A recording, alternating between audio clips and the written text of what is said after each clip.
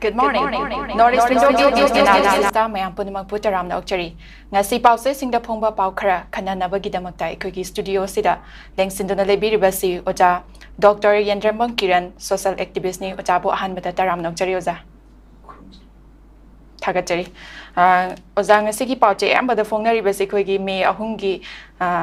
lan Horapasiki Chahi and Fazalak Pagamari Lana, Pongba Pongata, Ayambana Oinare headlines sing say Masigamari Lana, Yellow Purup Mutatba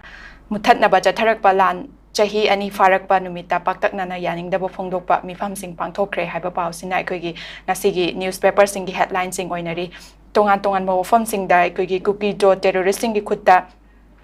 Lai kitabasing ikai kumna kre warep kya low kre haiba wafamni aduga kokomi gi site agi kokomi na miyang gi mifam pangthok tu na warep tara low kre thoram pangthok libasi miyam amata oina punsina ba hotna bani haina fox gi site agi sufungdok piragli aduga chahi taret khuntak padagi ngasi gi lan asina hena tamthiba yelhomi mutpagi lani haibasu rk megen na fungdok pa tongan wafam sing ekogi kokomi gi site agi su warep tara ga loina na low khibaga loina na ngarang gi mifam ase smaina pangthok nari haiba Kari having was the Manipur People Convention High Tare, Duga Koigi, Jahi Ani, Mopung Pabagi, Cookie, Narco terrorism na, Koigi Landara Kibun mit Habitat, Koigi, General Community of Mete Community and Hanbani, Wahan Tokti, but Madumakti Nati and Itamjage, and were particularized the Rokanda, Nasidi Koina, Kanosi, Mete Community Land Town, and Halaga Sakre, Adu Masing organized to visit Koko Miamadi people of Manipur, Punna Kusam Naraga, Tokibani. Masiki Pose Koi. Tasengna adum amubu mayekna adum yega le herogadaba numit ama oire koigi me ahum maseko adana ekoi shumba koigi kokomina local aiba khongthang sing ase ngaside ekoi Manipur se koi popular government ama leiringai matamda ekoi praja singna pamba thabak throm mayam ama tawdaba aduga ekoina India gi lengakta ekoigi India gi lengakta thajaba thamaganda Indian Union natilla matungda 1949 gi dagi hekten gi matungda ngasi fawda parakpa aduga government paraiba aduga koigi kaino haita legislative power piriba lawmakers singina sapchaba law ama Manipur state ki oinadi aduga constitution na provide toriba constitutional safeguard amri protection ji phajana piba yaba law mata ningthina maintain toroga semaga thamam dabdugi ngasi gi chaitheng ama phangbane lawi aduga ekoina ta sengna haiba target swai de koina constitution gi article mayam ji nainabagi loibisu nairoi ngasi atian mami news paper gi smaina koina ngatang heading khana basu nainabasu noiroi adubu ekoi ngasi de ekoi constitution ni piriba magi framework tugi manungda chatpa pamba adugumba rule of law lehenba pamba law thugaiba pamdaba ekoi proof singa law thugaraga nungai jaba aduga law thugara kana penjaba proof amaga ngasidi khatnaba dongno wahan tok khalise ekoi law thugaiba pamdaba mayam duna madu yaroi hana madu ningsinga kana masigi potse tongan ba memorandum tara haiba tare madu ekoina government of India gi mathakta ekoi ta sengna hojikti popular government leitrabnina president rule leirabni thamgi wafamni ta sengna government of India na Constitution provide toriba article constitution article sing the yariba singji manungda tawgadabani nataga tawroidabani nataga masi tangai fadabani haiba singsi tasengna ngasi praja miyamna uraktabaduna maram oiraganda ngasi miyamgi oiba adumba movement nama ihawama tasengna kokomi ga loinana sagatlaga masigi numit asi palan tawbani aruga tasengna ngarang mafam jaga singda palan tawbase ekoi mai pakna tampaki lamdam singda pangthoki hana ai logjai aruga nakalamaromda ekoi singi aduge jaga maruina particularly Kangpopi amadi Sosampur maruina ko sigi mana konba jaga singda kuki gi adugumba moigi CSO singna tawnaba honagiba thorom sing ngasidi mai paktaba mi mayam tingidaba mayam ama ngasi paper da fongi adubo jaga khara da ekoi ta sengna makoina nomai kapu selup torubagi koitan tanaraganda ekoi police na fare khulai khara moigi double barrel manga truk fare camouflage koigi war type ta koi shet kadaba koigi militant sing terrorist sing set papri kongau sing pare ari bulletproof sing pa du mayam fare ngasi hape aduna singda lo leitrabra haina khalamba potu ngarang numit ikona celebration to numit sida celebration anisi ki kenaba amana separation day ge celebration ni amana Manipur gi apunbagi territorial integrity aruga historical identity na taga political unity kai biarwena phongi mi phomni anisi ki kenaba je sinen lawi nakalam na makoina claim dawi adu makoi se adu ma mioi kanglup sing se constitution na ji kari no haiba a tra khangdro kangu ne na aididum toina ju hanjaba aduga tasengna horofom khangdaba aduga habitual liars aduga history sing chamda ku pamba furup kangu ne hana मधुगी umbrella दुगी मखादा लेरगा जुम्बा सौगलिबु कांगु सिंगदो इन दमाने मिन तौजनिगे हौजे अखोना स्वाइदा मतम मखोइ हरपदा हामि ओल कुकी न्यू कुकी वफम नते कुकी सिंगना कुकी गी मागी कनो सिंगदुदा मागी यावगनी नत्रगा यावरोय हाइबा पोसे मसागे अयाबा यावदना नोंमै बेरेल मतोंदा मधु किहल्लगा नम्मा कांदा मसी कुकी गी अम्ब्रेला द तुकदबनेना तुखन युवा सिंगदो ngasi masana madu yaringdaba poche open tholaga ngasi adugumba makoina separation day or madugi makoigi separate administration gi keno tawbu numit ni hana khalla kanda makoina phangabugum india gi constitution na ayaba pirabagi mawong da ngasi makoina lawri kholiba mayam do ngasi di makoigi praja miyam gi nadaga civil society organization singa tawriba poching do marugi support kanamta leitre habdo mayek sheli sengi ji kaino hai kanda mi इथोक तौदना कुकी जौ सिंगी separation day थौर मपुंग फागेद्रे हैना खबर heading कारइजे सिना ताए अदना मखोय अदुम बसिंग दरे कोइन हाइनिंगे मरम दि कॉन्स्टिट्यूशन से करी नो कमाइने याम सॉर्ट डिफाइन तो याय कांदा a constitution is a fundamental document that establish framework or foundation or fundamental document or foundational document that establishes the framework of a government and define the basic right of its citizen. It outlines the structure, power and duty of government institution and has a limit on the power. In short, Constitution is a rule book for how a country or organization is governed. Sigi possible art nintina makoi khangdrabani aduna taseng nangarangi convention na tongan ba warip mayam ama low da akoigi national highway singda ayat upon pin chatokshin tawba yahanbagi pot yauri adagi state ki oiba fellows mayam jigi acknowledgement tawbina pot yauri adaga government gi narratives mayam amagi rejection piri ko adagi koina proxy war ni government war na tawriba pot se government indian tawri masi immediately foreign kind of hensing yaure aduga any form of kari hai tarenga sagi indirect support to the Sioux group, particularly koi KNO UPF sige operating in the state of Manipur do madugi form the seized the wodam ni have pot yauri ada restoration of fundamental rights yauri ada free and safe movement and haja badu yaure ada legal action against unlawful anti peace activities to mathake madam da unlawful oiba adugumba anti peace activities to sing do legal action lokol have do ngarangi adum bada dik sesengna gan chel ko pi budugi matang da lokol pakhara ju ure adana koko migi people gi voice se ngasi gi lenga pandraga su ikoi article 356 chala go president rule suspended animation thangra matu president lai base sigi manungda ngasi ta da ya da bagi madugi potu ngasi tarak pa hawrobra praja miyang gi movement ji cancel lakpa gi ai laujai sigi ngarangi kano si ikoi mahiya lena lobu tabani aduna protection of forest and action against opium cultivation yauri aduga the documentation of illegality makoi gi sasim sasanba fraud document mayam pariba fraud tori mayam singdu yengchena aduga enforce national register of citizenship ana masigi point tara si da ningarang ikoi adumba people convention the Manipur people convention on 2 years of Manipur crisis sena tawbasi da ikoi gi kokomi amadi people of Manipur organized the low warip se sigi manung da bu makha tarak pada kari no hai jai kanda to restore basic human rights na makoi na point nipan khak ekoi adumba convention no warip lawi madu kari no hai kanda koigi internal displaced person sing che magi masagi mafum sing da hanjalan bai wapam yauri fair and educate compensation makoi da chap chaba piba aduga right to education for children aduga justice for the missing mangrab sing dugi aduga protection of farmland and farmers aduga pending farmers compensation and protection of scarce indigenous sites equal religious places me amama kobru guma thangjing guma gi jaga sing aduga missing person status sing che masigi potsi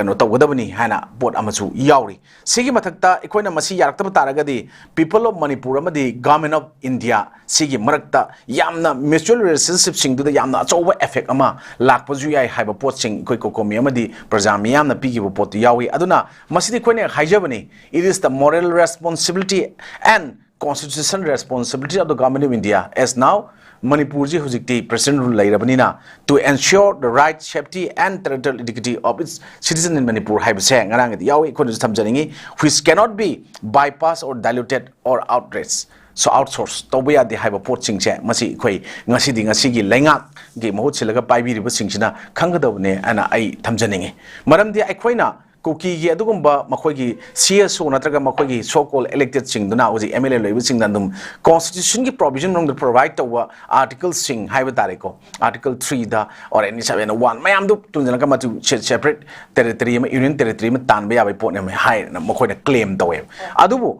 union territory में claim तब मतलब करी करी चंगे अदुग union territory claim तब कोई separate administration PO ना हाँ claim तब याब्रा करम कान कमायन पी मखोई सिंग असेंग हौरफम मणिपुर ओइब्रा खंगदब मखोइना अदुगा तसेंगना स्वाइद इलीगल इमिग्रेंट्स मखोइना सुमाइना तालिबदुदी मदु इंडियन सिटीजन ददि पी अदुगा तसेंगना इलीगल इमिग्रेंट्स नत्रगा फॉरेन कैनो द पीपल सिंग ददि मदुगी पोट अयाब इंडिया कॉन्स्टिट्यूशन पीब लेते हैबजे थमजनिंगे अदुगा अखोइना मखोइना दु हाइबा तारगदि मिटै कम्युनिटी सु मतम ममा मेजर ट्राइब ऑफ मणिपुर ना आलिस 19 कैनो दा 33 की ममांग दा हाइबा तारे एगो मदुगी पोटो मेन ट्राइब ऑफ मणिपुर ना खंगरमी अदुगा एसटी की स्टेटस से रेस्टोर तौनबा हाइना ngasi mayam hona bada kari makoina objection tawri madudi ekoi chu article 342 of the constitution of india na so ast gi adugumba potu phangna ba ekoi chu tanjaba yai natraga madu claim tawi have yaw the kari gi constitution ke against makoina sel ino have pot amle then ekoina hujikti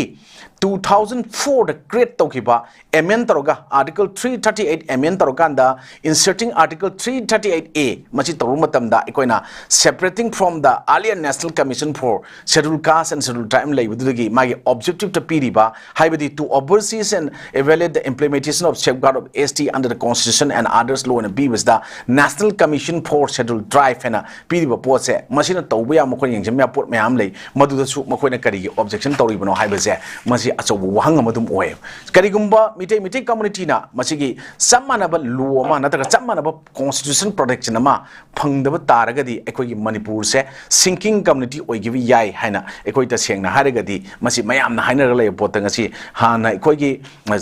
kaino oi biramba chairman UNLF oibiramba ekoigi tasengna manipur gi manipuri mutkhiba yabagi akiba leire na RK Megan hariba pose masi koinu ji haideriba ST gi status thamba aruga ekoigi the MLR and LR kaino masi gi post 1960 se masi je koi mitai community na tasengna haraga ching da taba yadi haiba poti pandabni ko lane interpretation tawni ko mayamna taba yadi na yawi lo bok yawde but adubu taramdaba tahandaba aduga masi gi leiriba pot mayam chay na basida chamanaba India ki law da karamba jaga da karamba citizen na masagi confined troga jaga khara da leigadabni aduga atai don lakshal leibi ai khoi gi article 19 the yariba right to reside freely in any part of India na hariba poto ekoi mitai community gi yawdra haiba pot am khak chwai da questionable oi question am khak lei anu sumba mayam sing ekoi ngasi thengnariba mayam sing ase masidi it should be the duty of the government whether state or center union oigera makoina oigadabni makoina semgadabni adubu interpretation di lana hanbudu phatti haijabani even swaida ngarang koigi afawba manipur gi singer tapta jen tane sei ma puthore da sengna haigadi singda taba hauna tamda tabadi yai tamda leiba mitai na chingda tabadi ya de haru kan man mai tore aikoi thabal jong ji niktan leiji gai taw pon ma aikoi khongjom de no mitta thabal jong yam phajaba isei ma yam sangi madu min traw ngam ki oiba isei ma mana puthuraga khudul tamak pase manipur praja miyam jeng asli bhap tarak tan entertaining way form da ngasi praja miyam bhap ta no boda kathe jeng na haragadi makoi na ngamjaba isei sakwa mo singer apaw mo raga su magi thodang loroga la ibse aikoi magi episode kun jubudi am chingthaningai oi mayek ching doi ai tamjaningi tasengna ireibak mareibak si nungsibagi o kaino de manungda itil du yawdra batagadi manipur kambaji kachu oithoi habse ikoi kunamang ningjang ba chumena lawe ikoi chindana ama tabak nama aduga tawthorokna ma tawbogi pota la agadi masi kaidongaida iramdam ifrup izati iraiba nungsi haiba yaroi aduna ekoi mathang asite ekoi yamna kumna section na yenga bhap tamina amadi ngasi mathau tai even ngrang adumba sintha lepaga kokina landar ki bachai ani suba numit ki thorum paksana pangthokko manung da sudum numidangi matamda tonganba lila mayam ama tawdana tawba mayam ko thengnei ko masi swaida ikona lila tawbiriba aruga artist mayam bo hanthana yengbu wafam dinate khasiktang numit sumadi bhap ta minaraganda tasengna madu maksu madu thing tawbidana nongala ngasi dagi hobor su tawbirambo oragadi ekoi si apunbagi saktam sagatpada ekoi amana ekoi tasengna leader leitabadongna ekoi gi tasengna haragadi ekoi amana haragai dawni gi aiju leader ni mas leader ne khanbagi type da chatlagadi ekoi mai papa ngamoi ekoi tasengna kokomi gumba or ani amuku oigera UCM oigera atoto mayam su leikoi na maming khara common oiba khara panjabani adu program yam oigera apunba mayam amana lewak miyam gi apunba ware ama lawmin na bagi numitta ekoi noma katang sintha lepakanda noma katang ekoina adugumba numitchima pangthoknaba honabada sumba machet makai taba mayam ama natraga wakhal mapung phadaba manba mayam ama even ekoina kano lila gi anumba drama yengbagi mayam ama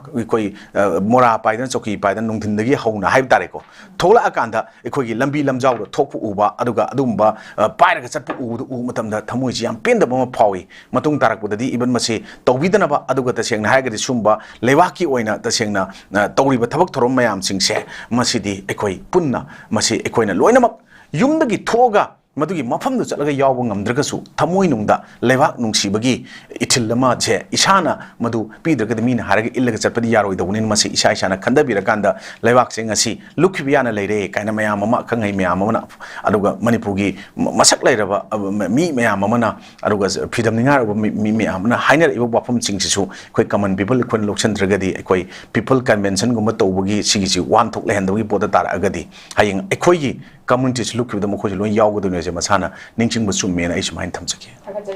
mathang dai khoi gi ojana supan bi kre khoi gi ngarang gi numit 3rd May gi numit asi cookie gi site gi thousands of 𝐍𝐄𝐖𝐒 people gathered at the wall of remembrance on Friday to mark the 2nd anniversary of their inevitable separation from the Meitei community, a division that stemmed from the outbreak of ethnic violence on May 3, 2023 haina khoi gi cookie gi site gi di ngarang asi inevitable separation day haina pangthok libani observe tawri aduga masiga mari lainana ekoi gi Churachandpur da ITLF na sinduna numit asi separation day haina pangthok pagi numit asida sinduna pangthok pa numit asida MLA Paulinan Haukipna ekoi gi Taliba demand as the constitution na piba right ki manungda union territory ki demand tawjabani haiba wafam su phongdokpiri oja sumaina cookie gi site gi separation day haina observe tawbasina maram oiraga ekoi gi moise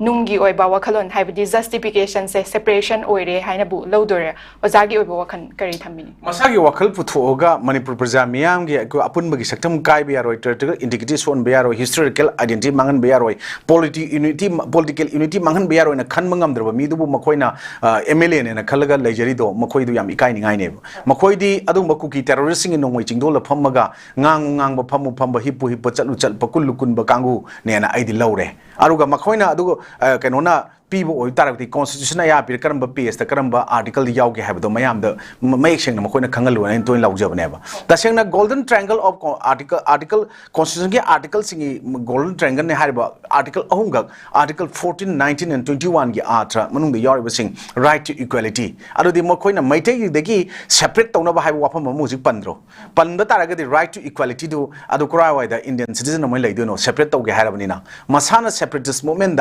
Aduga separate Aduga. Manipur gi nadana ekoi gi India gi unity the integrity the thugai bagi pot ama yawne article 19 da adu masing dugi ngak thokna ba state na natraga center na dum thabak sing paikat pe ai restriction mayam ama na dum lay bako sigi mayam dum paikat pe ai aduga makhoi adugumba sing dudi taseng na haraga di makhoi masagi phirep masagi adugumba lewak nungsibagi pot na te masagi furup kangluk ki marum thupna furup kangluk tugi adugumba unlawful organization mayam akhoi gi taseng na popi ga thariba adagi tasengna drug mafia cartel kaine koina hajariba mayam singdugi marum da thuppaga haitare makoina sponsor taro kara abnina makhoi ge wa do tasengna makoina tharakpa chabi do madugi matungina jagoi sadaba thilakpa pungno dum jagoi chadaba yadabagi saraba kangu ne lawi tasengna haiba target ngarang ge dum convention da to restore the basic human right chana khoi last point ni pankak yaw matam da manga suba point the protection of farmlands and farmers na ma yaw ne bako sigi potse ngasi su makoina thugaidi kaino da Maitegi Lofum da cookie sing a low wally, Aduga, Maitei sing na Masagi Lofum Sangi Haibada, a thing but Tamle and a low missing happy. Karikari Jagadano, Zarona Pari Chani Rom Dani Hai, Hosina Mu, Quagarajna, Pari Kunguntram, Quagara Posanico, Kawaramada Tenavanico. Say the Trong Lobby. Tera Kongchang began Naba labor cool sing high time Dayico, Geljang, Boljang, Molfai, Tampak, Aduga, Troil, Unasing Bazagasings, the Somain Tori, Hanaport Yawe. Swice the women the Iraq with the Yawi, where the Massis Sumbantaka Landba, media, the Hapa of an Masi in a court of Jerapani. And Swice the Equagi Indian security forces in Naga, cookie sing no in a Smina Tohli, Aruga Equi Masagi, Lopu, Mapu, sings the Sangandeka have a boat. Swice the Nequina, India law, India security agency, not security forces. Na Manipur Praza sings that some man of a miang ama logi matungina aranba tasengna tawbasing mayam singse legal action lokhatnaba hotnabada mateng panba unlawful activities mayam singdu namthanaba natraga peace activities ta madu NT on a Kangu Singsi, Masi, Pazan Punzalaga, Natraga Masi, Tupchan give the Mateng Pang Mota, on a tenant of later Ryan Prasasing Hiki Ibzico, a Kalibase, Adana, Swai the Equina, Sidane Equina, documentation of illegalities and Narangi, Adumba, Point Tarada, Eco community present, log with the yaw would say Equi, Tasina Makoi Maquina Pai, but she sang singer say, Sumabrana Lan Brahibse, Yang Magipot Malay, have Swidani, Yang Musum had say, Adana, Equina, National Register of Citizenship and Sanahan Bagi, Port Makan Tamaiba, Aruga Equator Sengna, Adugumba. Aran Matoruba, Aran Lana Sanchaliba Kangu Sing Mayam, a go forest land singda, the same opium cultivation Toroga,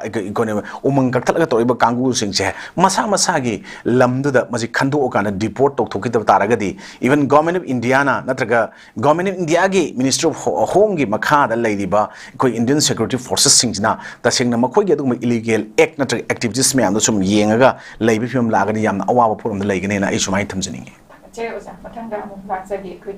Rangi Megi Ahungi Numit 2023 Dagi Horakiba Manipur Langi Sigi Chahi and Nimapung Parapa Numit Kamari Lane and Ikogi Tauramasi Pangtok Nabagi Tampakta Pangtok Nabagum Ikogi Tratan Purgi to Bonga Leba Wall of Remembrance the Supangtok Nabagi same Saring Maraxi de Kogi Pangtok Lam Dai Hek Mamang Sida Haitari Heroine number 4 kg Mangarom Pari have a power matinary. I quay Hokriba Lana Sisu Quigi Yamna Hokriba Lana Sika Marilena by Yamna Maruiba, I quigi drug carbar doba, Madi poppy plantation a timba, Toba Gam Sidagi, Horakpam Maruiba Atobam Masu Oiribani Hizening was a Masika Marilena and Arangi Toram Pangtok Lam Dai Hek Mamang Sida Sumaina, Pavating was it was a very happening was. The Shane Harega de Masibakogi Manane. Paga be say no moto no mangang haibane koina halamana hainar bunako makhogina Paga Parra Makogi Sakfum to what Tamam to Ishay and Trangam to Nunti Nangale, which up Saba Port, Ulay Potse. Mokodi drug, not a Kogi, that's an opium cultivation call. Number 4 Kang de Amakang opium Kang de Lady Mayam sings. Masika Tanaba Tanaba Yaro, the Frukangu Moores, and no Mayang Tai. Moka Wallow remembrance to Madugi, Moina, Wallow remembrance kind ties, Makogi Tumba, drug Karata, Mapam pushing the Guinea Bagi, Wallaman and I did Lawe, Arugata Sena Makoini, Ingel Laganda, Migilam Kaluzo, Nasagi. Naram Charuzo, Aduga Nangi, Adugumba, Heck Quina, Kang Podagi Habitat, Makoji, Nidaga, Natraga, Poiraga, Laga, Lambi Lamkang, the Tatlaga, Pachamul Laga, Tobakangu in some Uiva Mayamako, Aduga Makoinek Tar was a gassing she Makoina dum, Karihata dominate or leading ba, Arikana say, now you're kiting I yaw the Himbungam, the Bakangu Purupton, Nakona Zoom, Uragadum like Omakoje. Aduna Shigi Mayam Mark said that the Shanghagadi, Equine Haja with the neighbor, Maliam Sida, Cookie, Prup, Chumba, Kogi, Jangela, Iba Kangu Singche, the Shang Haragadi, Masigi Sigi, Bab, the Hanbanga Kangu Prum the Late, Aruga, even Makoina, Kogi, Megi, Ahum. 2023 da hawriba landarakhiba potsigi numidang asi nong ni duda makhona thagalakhiba video clip mayam hoji sudum leidi mayam da viral oibne bako drug chasalaga aragi koi speaker mayam puthoga lambi lamyai de chei saktana even nong mai kapate ages kapama laudana dum drug ki ipak taurga leiba mayam moi khoina ngasi ugidna ko sumaina makhoi de dum wy gumba koi wall is yours high high wy gasi ko wy number 4 ari tawan ba top koi narcotic substance mayam am hai Masi season of the edict or of Kangu Mayamana, maximum of Kangu and Kali, even Huzixu, Tawan media saying that Equi, that's a Lambi Mapan, the overdose or a Taraga, Leva Mayamsum, Tagalapodum Uri. And the maximum Equi Huzikti, Equiga, Manipur, Swagi, National Highway, Anishida, Nangui Mokoina Purum Mayam Singdo, Songi Highway and is a Mokoina Equi, measure community of Metaland and one of the Makoidum, Nintiz at Payadram, from the pool was at Pakea, Ugre, Makois at Payadram, Yaduna, Mesurang Mokoga Pounder, when the Topa Jagam, the power of Port and Bi, Sanari, Lambishing the Puragan, the one Tangaba, Mesuram the Fariba, Assam the Fari, Drug Miams, Uraganta, Makogi, a Siangba, identity to Nequina, the Sianga Hadaga, the Adana, the Sianga, Masigi Port Mayam sings Uraganda Equina, the Siang Makoina Tori with Tabak sings the Government of Indiana, Nasi Powder, Sapchava, Tabakam the Locotrice, Sigi Matanga, Oigani, going around. ngarang koi gi kokomi amadi praja miyamna koi gi convention du da koi the Manipur people convention da thamgiba end to proxy war and government of India immediately cease all form of indirect support to foreign origin armed Sioux group KNO UPF operating in the state kaiba koi gi adum ba wafam ama point ama koi mari suba ma koi gi point da hapak pani ngarang ji ko sigi pot mayam je koi na masi koi ningching ba chumi aduna restoration of fundamental right na manga so point na phami ga se yamna chumi aduga 6 point da ensure free and safe movement have se masi lakpa matam da koi na handakti koi adugumba cookie fruit particularly koi na poppy tha jaga tholok sing se makoi ji yamna strict oina check tawba yeng mamadi mathau tai natraga di adum masigi free movement je ensure torko matam da haiba tare ko ta seng na hare ga di khoi gi drug karwa tawna ba semi ba lambi me am je moi ngatak di anaw semi ene koi na ure dana ko se kambu bitu sujampur bok ta makoi na ring road ama semi do handa ngarang han video da ningai dana ko ta lambi tatle kain torko gar ju utki bani adana Manipur gi valley sigi mathak ta ching leriba taina da leriba ching sigi akoi ba Kampu itu Susampu tu more tu atau kru power somda anu kampu lagi ya ba lambi ka semua siam na mengasi plan tahu report me amja atai kerem tanate drug karwar je ning tei jana mamutta na tahu ya na report ni anu ka even ekoi na mamang do theng lagi ni ekoi na Myanmar lagi ekoi hut laga Mizoram bok tunnel saraga manung da gari tahu ya ba chau tunnel hut le mi ka hai se drug puthok pusing teruk ya dan makoi sing se makoi adum India gi manung da lai mina ba state amo oi ba taraga su ekoi Mizoram government na koi gi Joram thangagi matam daga laldu homana ga tawriba moina piriba statement mayam jira mathau na mathau saba ikoi gi tasengna even foreign ministry minister na tawda pot da makoina ga kan thoga makoi MP na ga sona chatlaga wari chana bai pot yamna irang thoi dana daksu ko adan makoina sumai taw pot mayam singse masagi sumang chitna mi sumang chiningba masagi maran khangdana masagi mingjena tarib mamai du masak yengdana mingon da lakna ba kangu ne de lawi adana makoi sumba su group aduga foreign hand yaw sing mayam singse maside ikoi tasengna chapchana thengna hawda ba taragadi ikoi tasengna ikoi na pamjariba maintain taw pamiba territorial integrity aduga historical identity natraga political unity ikoi na masigi si sagat lakane ikoi na apun gi sector ma sagat na hona ba dum kai ba pose swai da sumba mayam sinani adu masigi potse ikoi na khanga da hona ikoi mite community target tropnate adu government of Manipur as well as central government da union government da makoina masi khanaba hobune lawi adana madu union government na kashino da furu kanglu masa amana masagi furu kanglu ki mingda aikoi gi adumba kanglup amadagi separate tawba pame haibase lemhoriba kanglup kunthra ga nipan mapan jidagi su makoi separate tawjiraga tongana leijagi haibani adna isolated oina tongana leiba ta pamagana Manipur gi jungle khar leiba ja khajan biraga ju dawna maji yo ga thamba yaraba furu kanglup ne nei smaina roiban thamjage Thakachari oza aduga mathangda mulak jage iramdam asida leiriba yelhomi sangdagi mapan dagi lamdang basing na hena masing yam khalakpa amadi kul masing hengalakpana akaiba kaya ama laglibani haina Kabui Union Manipur gi President Dr. Hira Kabui na phungdokre maki wafam masi oza kamaini yengbe oza kai habini koi mahana phongdok poi wafam natana masite hanai koi hanagi former CM N Biren Singh nasu yam phaja wafam sing mayam ma TV screen da kapna ugre drakraba tawgi kun masing hengalak bagi adagi hana leramba structure ko ji own ba mayam ko na ugre ko simba mayam ma ko na thengnari ba uri ba sing stai koi na tasengna ngaside koi Manipur gi ngasi popular government am leiba ngamdri kari gi no haiba matam da koi praja sing kari gi tasana ba ngamdri no haiba matam da koi government paibirami ba koi gi magi council of ministers sing dugi marak ta pungning wakhal chungjen ba ngamdabduna Manipur unity sagat bangam da me logjeba makoi tara da na makoi lemhoriba yankhai ha da huji phuma pan ngai ma leitabam yaugre ko sigi ni phuma pan je dominate torga satpa man ba pot am khak leigreba adana hojik leiba matam de koina newspaper da kari da koi kun ma thoi sure kulum do sure toriba pot se masidi am tawning da pot am ne ba manung da leijera su ko mapan tho pusu pamde lemhoriba makoi mayam sing aduga makoi lemine mayam punna tanara kanda leader ma change tho pamaga su hojik ti kukina Biren Singh lokthok ko chamar gre masani join tawre ko then president rule thamba pame dum thamme huji mayam president rule thamba kana ohom ka su udre huji ta chena ugadra khalam ko kitang di nong gi tampaki lalo masing phab di am yame aduga koi chingi kulai pa phab na masing kitang handana ui khar di tawra su ko adu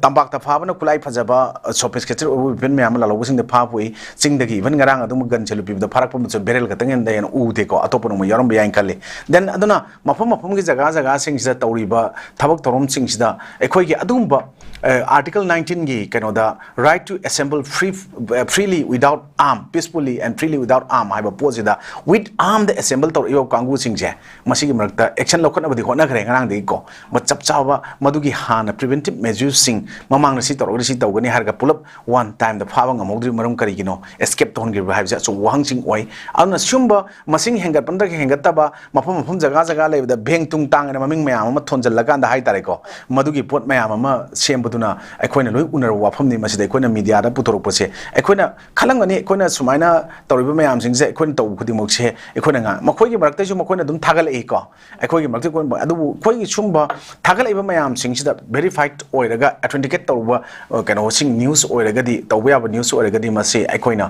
mari le na concern dc sing na su madugi poting do chap chana yengchen ba mari chumbrain khale aduna masi sum yengchen na le horga di manipur se aikoina sinking community oirani aikoi gi frup kangrup se decade ama faroi mutkibi yabagi akiba leirena aidi smai thamjaningi mathangda aroibada lakjagi khoi ngarangi cookie jo terrorist singi khutta leikhitraba singi kai khumnaba utpagi thoram asida khoi gi lal haulub amagi makok thongba oiramba khoi gi rk sanayai mena phongdokiba wafamda chahi taret khuntak padagi ngasi gi lan asina hena tamthiba yelhomi mutpagi lanni haibaga loinana khoi gi Manipur dagi Manipuri mutkiba yabagi akiba leire haiba mahaki wafam asida uza kadai phoba chumbage amasung kari wafam thambini du phongdo matandra di yamna highly high tech oi bai khogi kano mayam ama inputs mayam ama leitabani na tasengna haga di huji karana kari torji khangmangam dabani na madwai da kitang communication gi gap su leibani na khogi irang ama escalate to se yam tam tam na torga yam thuna sumai to bungam de hauji khoina tasengna haga di even the world is in your hand hairabani ko khubak mayai je ko mobile da loina mak anything connect to ya raga leiru matam je loina urabani na hariba wafam jing yam chung wafam ne ai ju support to janinge ana sumba mayam se ne khoina sa haijaba da khoina AST gi demand to matam da khoina AST restore demand haiba de restore to bi wai ko article 342 na piri adagi khoina article 338 of the constitution india the amend to kanda annex akadu institution gi ba article 338A da ikoine 2004 create to go na wanjan jabani AST commission sengi ba national commission for scheduled tribe sina magi to pot mayam ama haibdi my objectives adum yawni ko to oversee and evaluate the implementation and safeguard of AST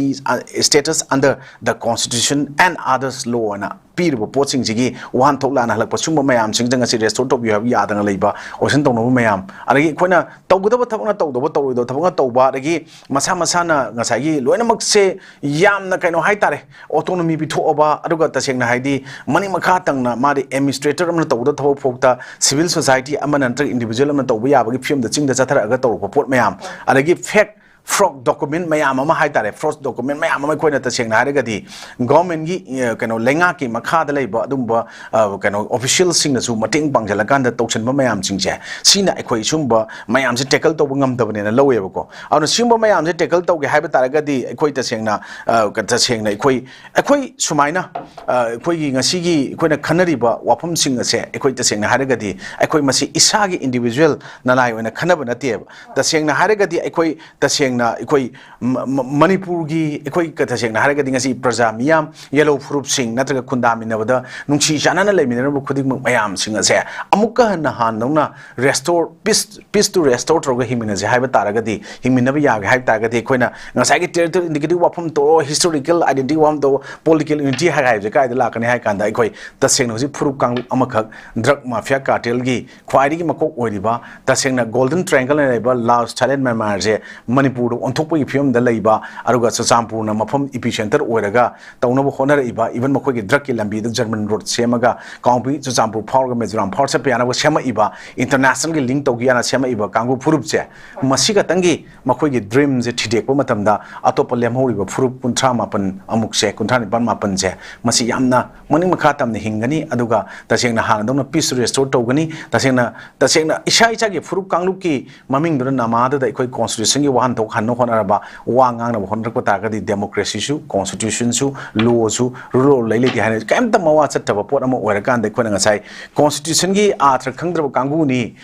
constitution is a fundamental and a foundational document that establishes the framework of a government and define the basic right of each citizen in a high pochigi arthers in short constitution is a rule book for how a country or organization is governed and nama yaurido madugi arthur khangdaba kangu duga tasengna arthur khangena leiriba laingak pada parliamentarian oina antagal kenoda ikoi legislature oina ikoi state ki kenoda yauraga ikoi government sembiriba kangu singista ko ngahonba adugo tasengna haragadi ikoi masaida constitution gi framework to manungda magi constitution protection constitution safeguard ki manungda dum yaujaraga leiraba ikoi gi kenodo loina ngak pangam dadana ikoi tasengna major community oina leiruba aduga 52% of Manipur population hai tareko hana 56 madega 52 yoro moro inkalle so ai lejare biba ikoi mite community kangu singsu adum aran bata halaga taseng hari masagi jaga masagi maram damjida kilometer 3 ta time ban lapagi jaga ragi hendokpa yada buffer zone gain thambiraga free movement bu yandana thamaganda swaida right to equality article 19 gi right to freedom of speech and expression nataga article 21 gi kana khona naina le kanda wahan thokti thon da like dum iraga taraga fajana leiba media da dang fajabon leiba pot leiba smile leira kanda manung da dum maham taraba mapan di kitang machu thongna hingba mana leiba phuruk kang mom oraga manung duna loina pachan pumjal aganda tasengna pula mutkhibi abagi pota uji rk sanayamana former kenona haibi poto adumaina ikoi manipur si oirabani haibase ikoi mibung kudum praja kudum una thamoi nungda chena madugido nainarakan thajaba thammaganda mapan yam thoktana haitare ko aikoina lewa nungsiba haibase ikoi tasengna yaudragadi manipur khak kanwa ngamloi haibase isa ichana ngasi khallakanda lewa nungsiba haibase khulai hekta paraga lal hobo yaroga lewa nungsibane de aidi hajaroi ko any magi ngamba magi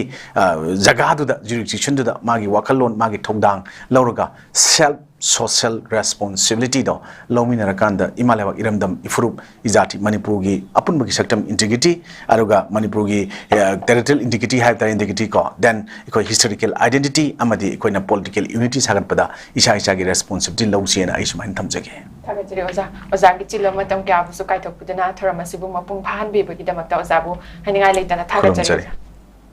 matang sida news analysis losinjare Midyang tabiriba punamak pusu amuka hana thagajari.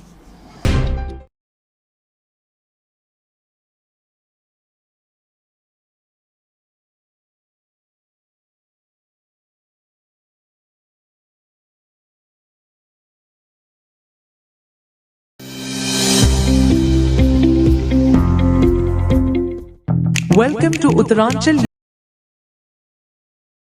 Step into the realm of Assam Downtown University, where we encourage success, experience the pinnacle of academic excellence, and live your best days.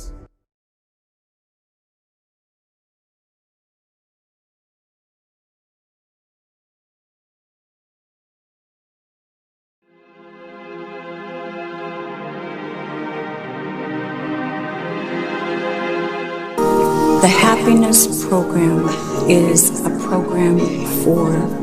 success, peace, and strength.